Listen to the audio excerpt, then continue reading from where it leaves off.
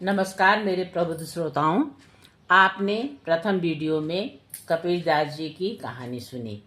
शेष भाग इस द्वितीय वीडियो में सुनिए। कबीरदास जी की बढ़ती हुई महिमा को देखकर ब्राह्मणों के हृदय में ईर्ष्या पैदा हो गई। उस समय भारत का तत्कालीन बादशाह सिकंदर लोदी काशी आया हुआ था। भक्ति विमुख ब्राह्मणों ने श्री कबीरदास जी की माता को भी अपने पक्ष में कर लिया और इकट्ठे होकर सिकंदर लोदी के दरबार में गए। सबों ने पुकार किया कि इस कबीरदास ने सारे गांव को दुखी कर रखा है। मुसलमान होकर हिंदू बाबा जी बन गया है।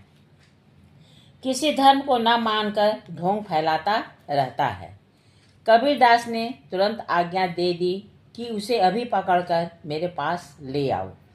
मैं उसे देखूंगा कि वह कैसा मक्कार है।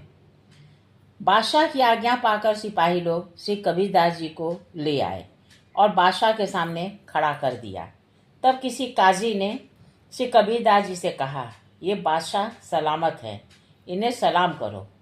इन्होंने उत्तर दिया कि हम श्री राम के अतिरिक्त दूसरे किसी को सलाम करना जानते ही नहीं हैं।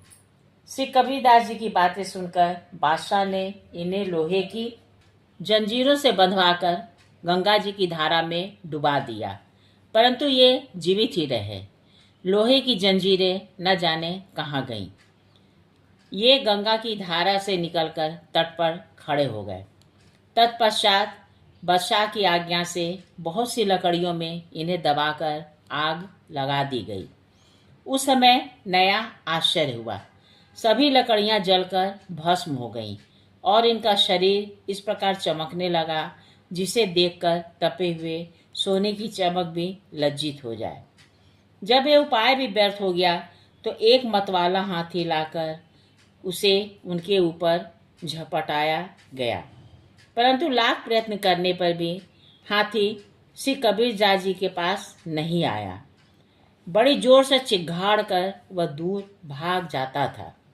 उनके समीप में हाथी के न आने का कारण यह था कि स्वयं श्री राम जी सिंह का रूप धारण कर श्री कबीरदास जी के आगे बैठे थे। बादशाह सिकंदर लोदी ने श्री कबीरदास जी का ऐसा अद्भुत प्रभाव देखा तो सिंहासन से कूदकर इनके चरणों में गिर पड़ा और हाथ जोड़कर प्रार्थना करने लगा कि अब आप कृपा करके ईश्वर के कोप से मुझे बचा लीजिए। श्री कबीरदास जी ने कहा, अब किसी भी साधु संत के ऊपर ऐसा गजब न करना। बादशाह ने कहा, प्रभु, गांव, देश तथा अनेक सुख सुविधा के सभी सामान जो जो आप चाहें वह सब मैं आपको दूंगा।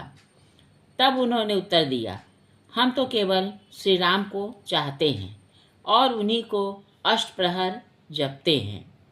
किसी दूसरे के धन से हमें कोई भी प्रयोजन नहीं है। इस प्रकार बादशाह ने सम्मानित किया और वे घर चले आए। श्री कबीरदास जी की विजय से वे विरोधी ब्राह्मण लोग अत्यंत लज्जित हुए। साधुओं से शाप दिलाकर उन्हें परास्त करने के विचार से उन्होंने अपने में से 4 ब्राह्मणों के सुंदर वैरागी साधुओं के वेश बनाए। उन चारों को चारों दिशाओं में भेज दिया। वे लोग दूर दूर तक गांवों में साधुओं के स्थानों और नामों को पूछ पूछ कर सब जगह न्योता दे आए कि अमुक दिन श्री कबीरदास जी के यहाँ भंडारा है, वस्त्र और दक्षिणा का भी प्रबंध है, आप पधारें। भंडारा सुनकर अगणित साधु संत श्री कबीरदास जी के यहाँ आए। तब वे घर से अलग कहीं दूर जाकर छिप गए। अपने भक्त की प्रतिष्ठा रखने के लिए भगवान स्वयं श्री कबीरदास जी का रूप धारण करके आ गए और भंडारे का प्रबंध करने लगे।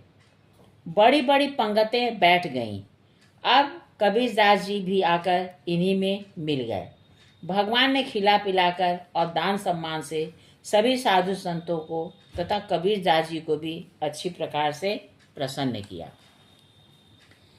श्री कबीरदास जी को मोहित करने के लिए स्वर्ग लोक से एक अप्सरा सुंदर वेशभूषा बनाकर आई, लेकिन इनके हृदय में दृढ़ भक्ति भाव को देखकर वह वापस चली गई, क्योंकि उसकी लाग नहीं लगी। श्री कबीरदास जी के सम्मुख आकर भगवान ने अपना चतुर्भुज रूप प्रकट कर दिया। उसका दर्शन करके इनके नेत्र सफल हो गए। ऐसे परम सौभाग्यशाली संत श्री कबीरदास जी थे। भगवान ने अपना कर कमल इनके मस्तक पर रखकर कहा, तुम धन्य हो, तुम्हारी बुद्धि मेरे नाम रूपादि में पग गई है। अपनी इच्छा अनुसार जब तक चाहो इस मर्तलोक में रहो और मेरे गुणों का गान करो। इसके बाद अपने इस शरीर के सहित मेरे परम धाम बैकुंठ में चले आना। मगहर में जाकर अपने भगवत भक्ति का प्रताप दिखाया, भक्ति का प्रचार किया। अंत समय में उन्होंने बहुत से पुष्प मंगाए, जहाँ उन्हें बिछाकर लेट गए और भगवान से जा मिले। बाद में उनके शिष्यों ने उन फूलों को आधा आधा बांट लिया। कहिए मेरे प्रबुद्ध श्रोताओं, आपको मेरे द्वारा कही गई श्री कबीरदास जी की गाथा कैसी लगी? अगर अच्छी लगी है तो कृपया इसे लाइक और सब्सक्राइब कीजिएगा। नमस्कार।